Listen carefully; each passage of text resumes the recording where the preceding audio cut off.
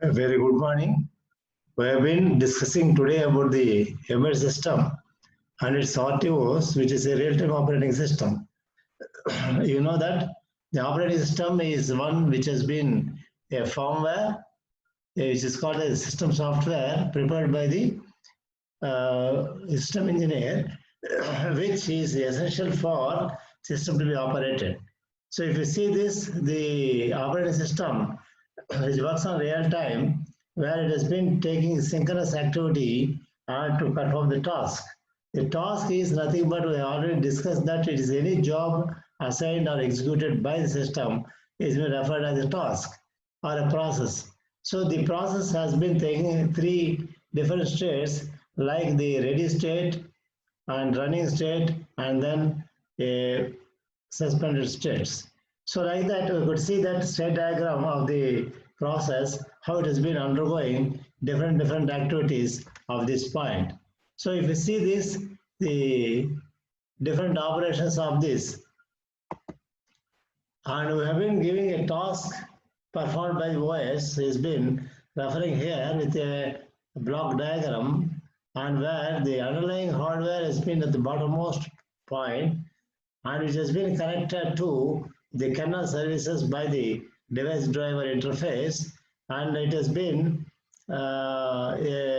after that we have been having a user applications. That means the user application has been at the extreme point, at the outermost orbit, where it cannot meddle with the kernel software or the hardware. So therefore, there is a good protection between the user and the operating system. So if you see here, the kernel services, one is the IO system management, the second one is file system management, third one is time management, and fourth one is process management, other one is system management. Here all you could see that these are certain aspects of the resources that have been shared among the n number of users or the tasks as we sequencing, and it has been taken care of by the operating system. So if you see that the hardware has to be properly interfaced, and so that we can able to get a device driver's interface properly, and so that it can operate that particular memory or a process or a time or a file management or a IO system. So therefore, particularly I could see that the IO systems have been managed very efficiently by the real-time operating system by its operating points. So therefore, the IO system when it referred to is external to the system, which can be a display or a keyboard or a secondary memory. So therefore, if you see the next, if we talk about a file system management, where a file is nothing but user-created information which has to be decoded, understood by the system. So which has to be popped in and popped out will be decided by the operating system, and which has been very essential to this. So these file system can be allocated to the memory at dynamic behavior. Therefore, the dynamic in the sense is that the relocatable files has to be sorted out, and file has to be stored into the memory in a certain pattern, so that system can understand when you want to get back and retrieve the system file, and it can be done like that. So therefore, a very important aspect of the real-time operating system is to manipulate the file system, which has been very essential, because a number of tasks may have a number of file systems has to be properly taken care of, and it has to be secure and it should be reliable. So information should not be lost in doing the processing or the file management system. Therefore, the system will take care of the particular real-time operating system will be very essential here to take care of such events, so that the file system will not be corrupted and it has been protected also. So apart from that, the time management has been very important, because the sequencing has to be important. So suppose I have a sense of reading a file or writing a file into the point served by different users. So at the time, which service has to be taken care of is read or write. Read and write cannot go together. Therefore, after the read operation, we have to go for write operation. So therefore, this has been very essential that the read and write signal has to be synchronized so that there not be any crash in the bus system, so the information can be properly managed. So therefore, the time management has been very essential in the real-time operating system. Has been very important. Similarly, we have to talk about the process management. Process means P1, P2, P3 are the process which has to be sequenced properly. P1 after P2, P2 after P3, P3 after P4, like that. We have to take care of the management systems. So therefore, the process management is very, very essential. The process is nothing but a task assigned to the system. So therefore, the execution is a process. Editing is a process. File management is a process. File retrieval is a process. File storing is a process. Like that, I can say n number of activities has to be performed within the system in the process management. Therefore, the process has to be synchronous activity. So process can be simultaneously acting, but the system has to take properly the process one by one so that it will be processed through and executed properly. So therefore, process management is one of the aspects where we can look into the system.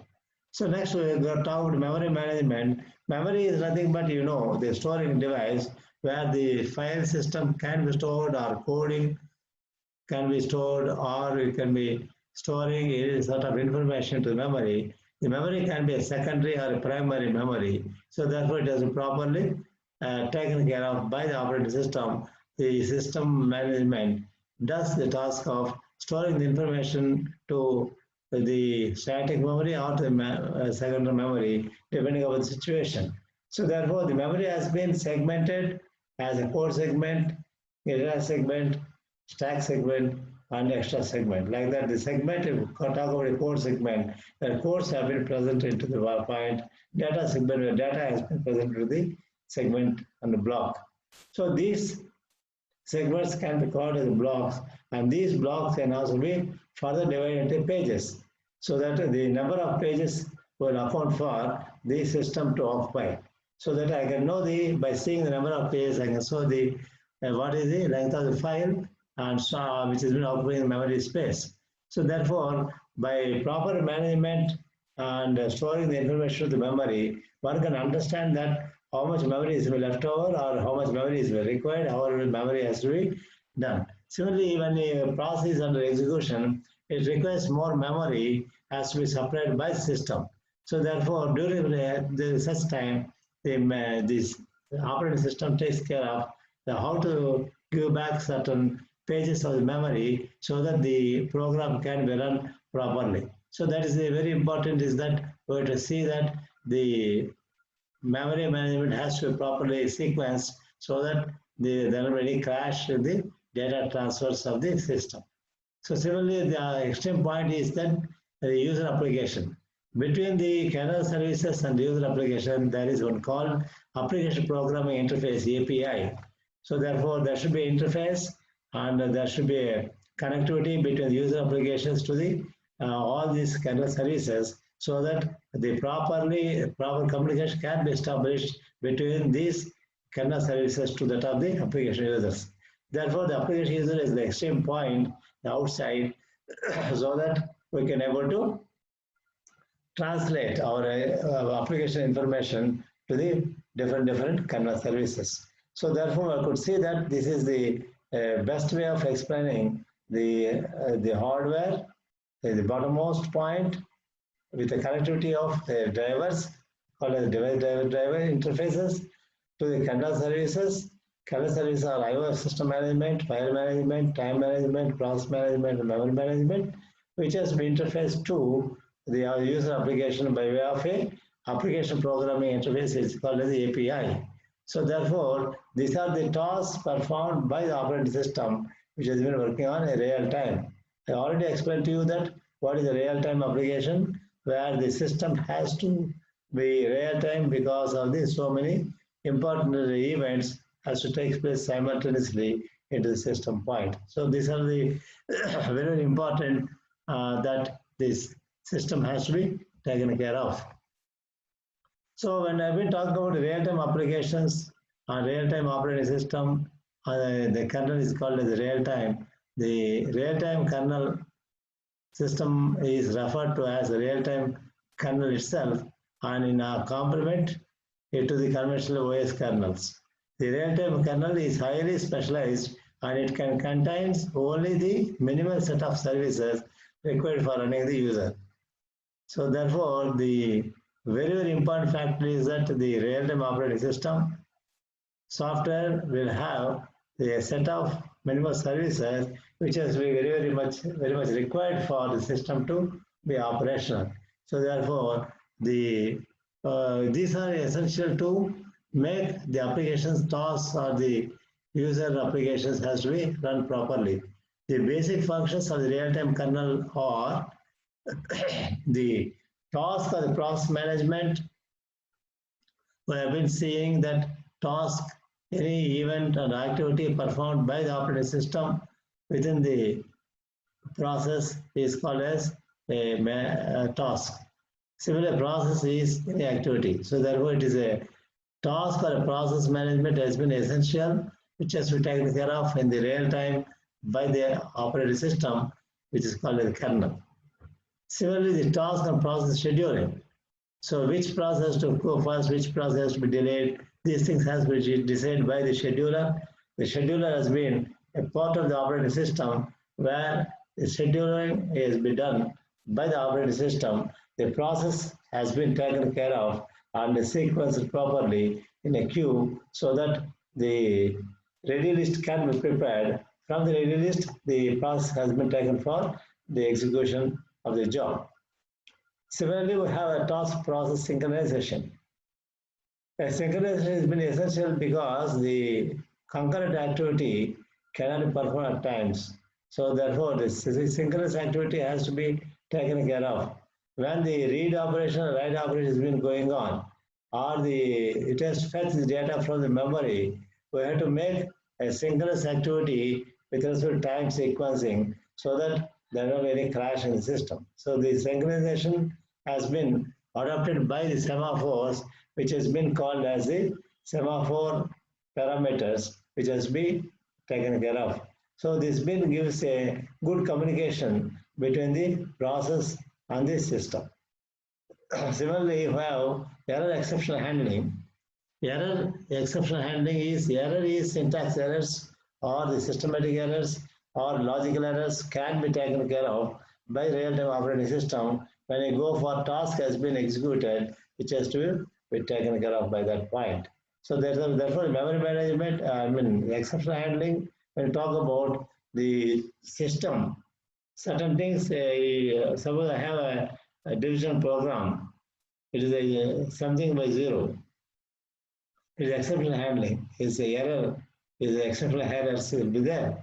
So therefore, the performing the mathematical operations or logical operations or any sort of a activity or a process, there should be a error handling capability of the kernel so that user can know or system can know what sort of error has been occurring. Suppose there is shortage of a memory.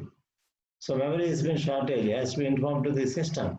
It requires more memory. So that is called the exception handling. During the process of execution, suddenly memory shortage occurs, then it is the exception handling. So therefore, the system kernel has to take care of certain points like this, the exceptional handling, so that the system can run smoothly and properly, and errors can be minimized by going for editing operation. So therefore, the memory management, when I talk about, I already said that memory is a secondary or a primary memory, and we have a internal cache memory also. So therefore, the proper management has to be taken care of. Which memory has to be accessed, which memory has to be stored into the data, or which memory has to be taken care of, and how to protect the memory. Protection of memory is also very important because I cannot corrupt the memory data. So therefore, protection of memory is also unauthorized access could not be allowed. So that it has to decide that whether the user who has been taking care of the memory has been a valid user or not, what is his ID, all these things has to be taken care of by the memory management so that the memory management can properly sequence the code has to be stored in the code memory. Data has to go to the RAM memory. Extra memory is being available. So like that, we have to think of that the proper management of the memory is been essential, which block has to be accessed. Then we have to go for memory management. Virtual memory is also there. So virtual memory management is also very important. Is that whenever there is a space or a memory is required, the system has to supply extra memory for the processes to be executed. So therefore, interrupt handling. We have discussed at length about interrupt handling is that the hardware interrupts or software interrupts or the interrupts has to be a what you call very important, where the interrupt has to be handled properly.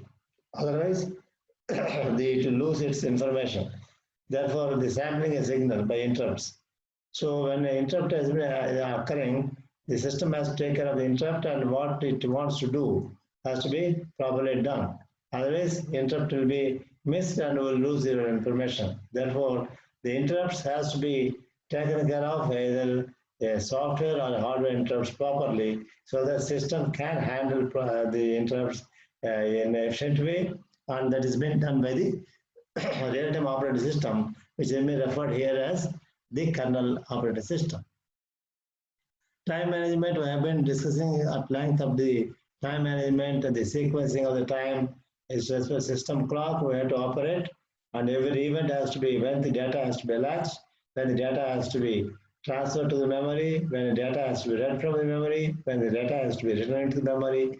All this sequencing has to be thoroughly checked by the synchronous activity, and it has to be a time sequence. Therefore, the system clock has been very important here to manage the time, and therefore the time management has been very essential for every event to take place, and there should be any crash among the system, so that the time management and synchronization has been goes together, and which has been the task performed by the real-time kernel. So these are the basic functions.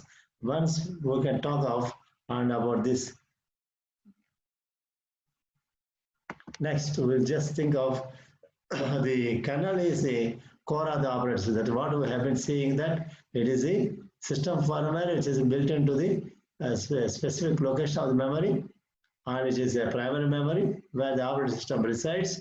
This operating system will be taken care of by the system. It is responsible for managing the system resources and the communication among the hardware and other systems. Whatever we have seen so far, the memory management, process management, application users, kernel services, all these things when I talk about, there should be proper communication. So therefore, the hardware and other system services will have a good communication between these. What we have seen interfaces in between, so that it effectively communicate each other, so that the system is responsible for managing the resources. The kernel acts as the abstraction layer, system resources and user applications. We have seen that user application is the extreme point. In between there are sales resources has to be shared among a number of users. So therefore, the kernel is been in between a bridge between the hardware to the application software, and where this kernel will take care of as a central location out of the processes, so that the kernel take care of all the activities properly. The kernel contains a set of system libraries. This has been very important, is that we have seen services of the kernel. Apart from that, there are library functions which has to be called for as and when there is a necessity. Therefore, the kernel should know what are library functions available, and these library function has built into the memory at one location. This library function has to be properly utilized by the system or the kernel, so that the problem under execution can be solved. Similarly, the arithmetic operations, when we have been frequently using a square root or anything like that, can be taken from the library directly. We don't have to again rewrite the program. Certain standard programs have been available as library functions, and these library functions can be called and it can be made use of. So that's why I said that the kernel services have been very, very essential so that these will take care of the library functions also. The general purpose OS is and the kernel contains different services like process management. So that's been a slight difference between kernel and the general purpose functions, and where we could again list out here the memory management, primary memory management, because the system operation system is residing there and library functions have been available, and then the most of the file system management has been referred by this kernel, and then IO system management has be effectively communicated because the bottommost layer what we have shown as the hardware management, and then the second story management has been maybe external to the system, which has been properly manipulated so that the system can store the information properly at the right place. And then the time management and interrupt handling, that what we have seen earlier also, and therefore the program code correspond to the kernel application are kept in the continuous area of the primary memory and is protected from the unauthorized access. That's what I have been telling it to you, is that the kernel operating system, which is a system firmware, will be fused into the memory at a certain location of the primary memory, so that which cannot be accessed by any of the user who has been unauthorized to access the user program or the operating program. So therefore, the kernel has been such a protection has been provided here, so it can reject the unauthorized access for accessing the any part of the system software. So next, the memory space at which the kernel code is located is known as the kernel space. Okay. So we have a kernel code has been written into this has been called a kernel space, which cannot be easily accessible by any of the people. Okay. So that has been very important here to look into that point. Then real-time task process management has been very important here, and deals with the setting of memory space for tasks. Loading tasks into code into the memory space, allocating system resources setting up by a task control block for the task and task process division. What I want to tell you here is that when I talk about system management and process management, and we have been referring to a scheduler, this scheduler will be taking care of the processes into preparing a list of the processes which has to be sequenced. Each process which has been under this activity can be controlled by control block TCB, where the process status will be listed into that point, and also the process termination or deletion. So the status of the process will be known if you refer to a control block on that particular process.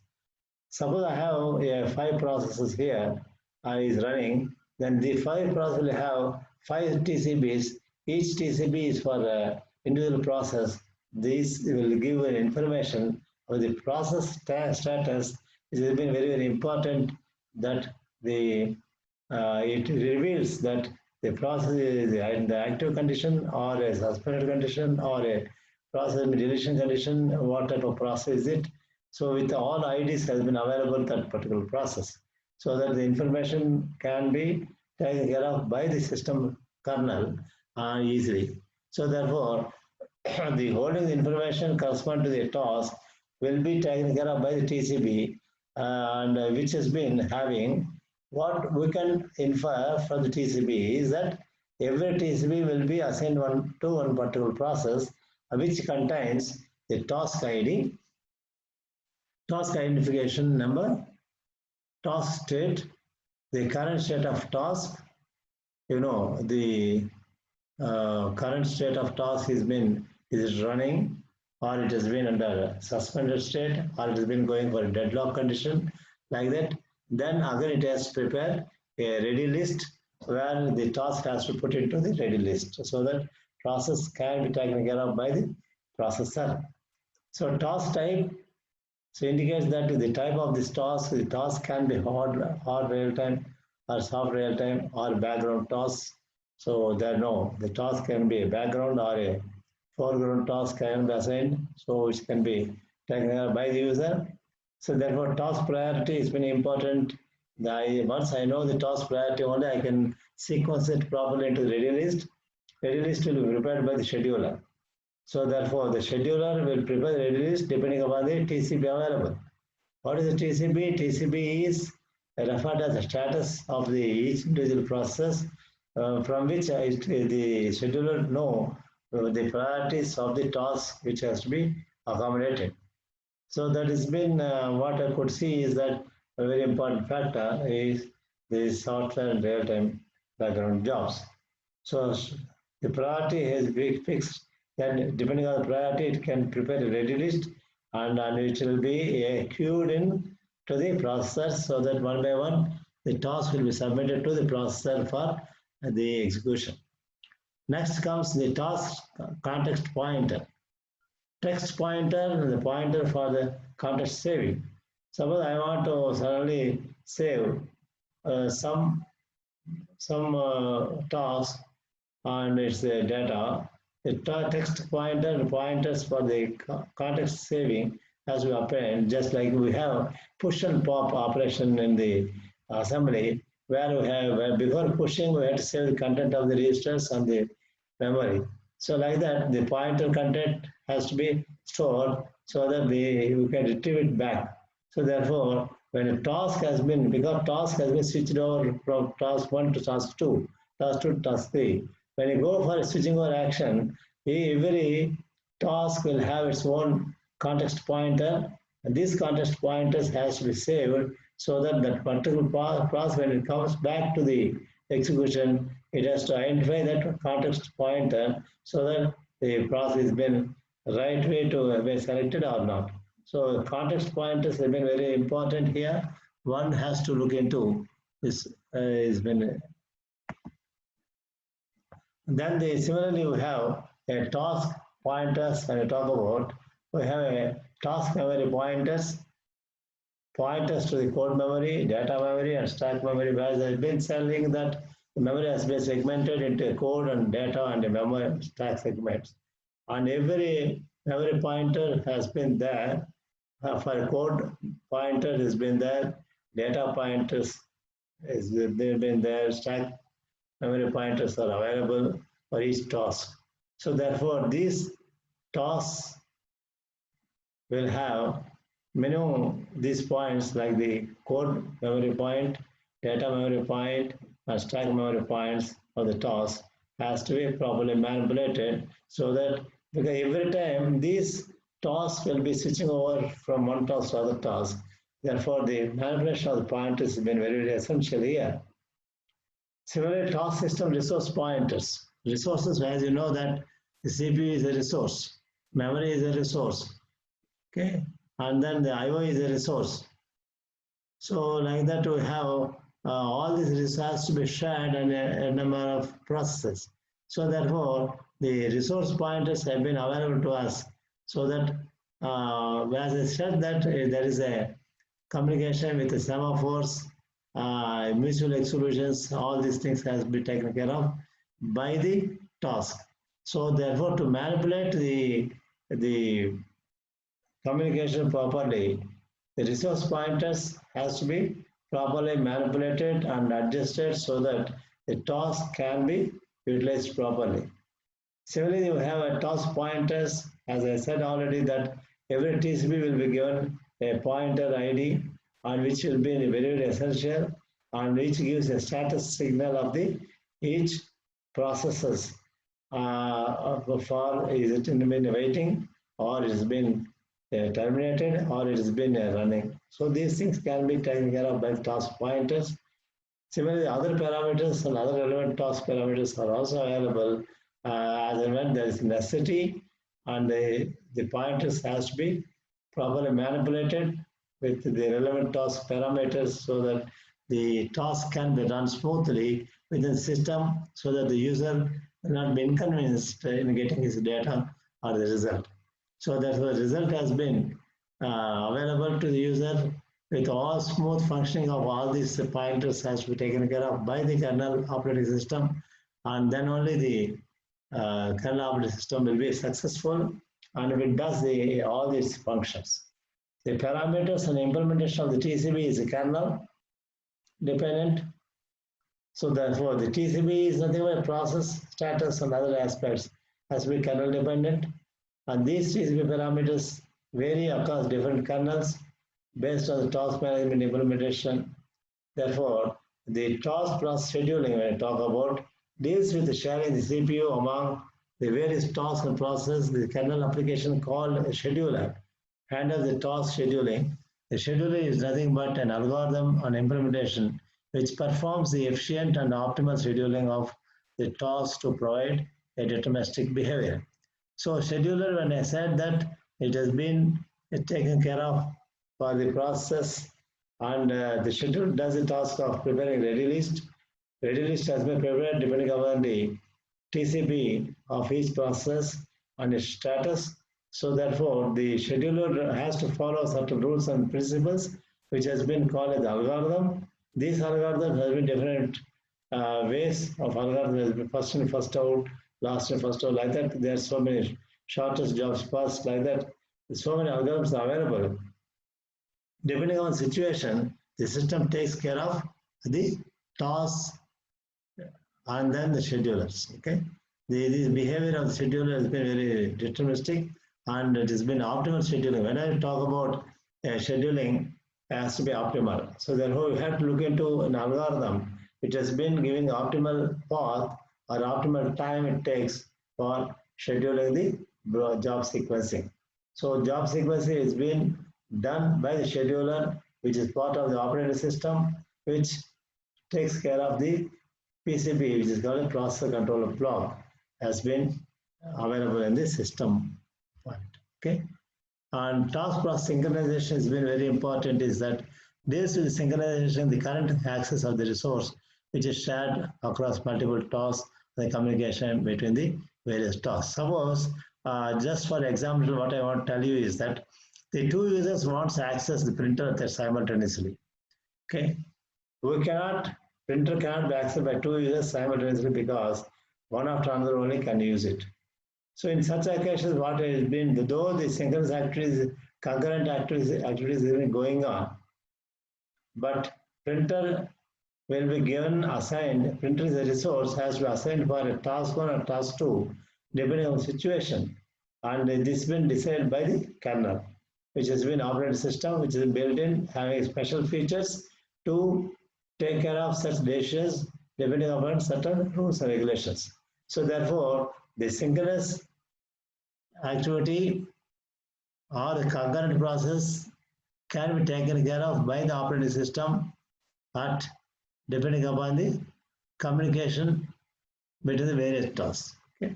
So like that, the task process synchronization will be very essential so that the synchronization has to be achieved between the two processes. Just I given one example of the resource, but even among the tasks also tasks can be shared. I have task 1 and other task 2. Task 2 has to supply certain data to the task 1. Task 1 is waiting for the task 2. There should be proper communication between task 1 and task 2 so that this task 2 can supply data, and whenever it supplies data, it has to be known to this task 1 so that till such time it has to wait to get the data. So these are the certain concurrent activities which has to be taken care of by the operating system and has been very important as a kernel. Error and exception handling, when I've been discussing a bit about that, deals with the registering and handling the errors occurred and exceptions rise during the execution of the task. I've been already said that during the execution of the task, suddenly the memory is falling short. Then immediately it has been exception error will be given to the system so that the operating system understands that what sort of error has been there. It is called as a memory is been shortage. Immediately it supplies the resource of the memory.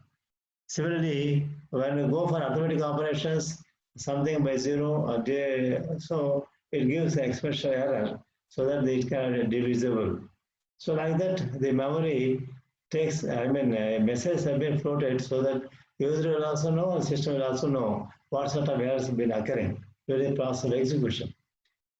Insufficient memory, timeouts have been insufficient memory, timeouts, deadlocks, deadline missing, bus error, divided by zero, unknown instruction exceptions, etc. All examples of the error exception. That's what I've been telling you that as an example, insufficient memory during the process of execution, timeouts, within the time it cannot be run, then deadlock, the system, because of want of any resources, because resource has not been assigned by the system for a longer time, the process goes for deadlock.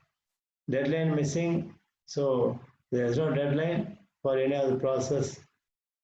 Bus errors, okay, bus crashes can happen at times, but they usually taken care of. Then the divide by zero, what I've been telling you in the arithmetic operation, there's exceptional handling errors. Similarly, unknown instruction executions, okay, instructions are not properly executed, and then the examples are error exceptions. So error exceptions can happen at kernel level services or at task level services. Deadlock is an example for kernel level exception. So when you go to a deadlock, what is a deadlock now? Resources could not be supplied for a longer time. The process goes for a deadlock. Whose function is that kernel has supplied the resource. Resource has not been supplied with kernel for a longer time. So therefore it comes under kernel level exceptions. Whereas timeout is an example for task level. Okay. So we are able to properly plan how much time it takes. So to run my program. So if I want to require 5 milliseconds, I get only 4 milliseconds, the task cannot be run. So it is a task level exceptions. So therefore, the OS kernel gives the information about the error in the form of a system call. At last, we have come to a system call. This exceptional error has to be handled by the system call. This system call indicates to you what sort of error has been occurred and how to take care of the interrupts properly so that the system can run smoothly into the point. Okay, so these are the very, very important factor. What I could see is that the kernel operating point has been very, very essential, and these are the functions of the operating system which has been much useful to you. Okay, so this has been a very important factor. What I could see is that the one has to think of the operating system, which has been very, very essential, and without operating system, we could understand now is that the system is useless, and therefore the how much powerful the kernel to handle the exceptional jobs will be very, very important. The system firmware engineer will keep all these points into consideration and designs the operating system, and which has been a system software or a firmware. So thank you very much for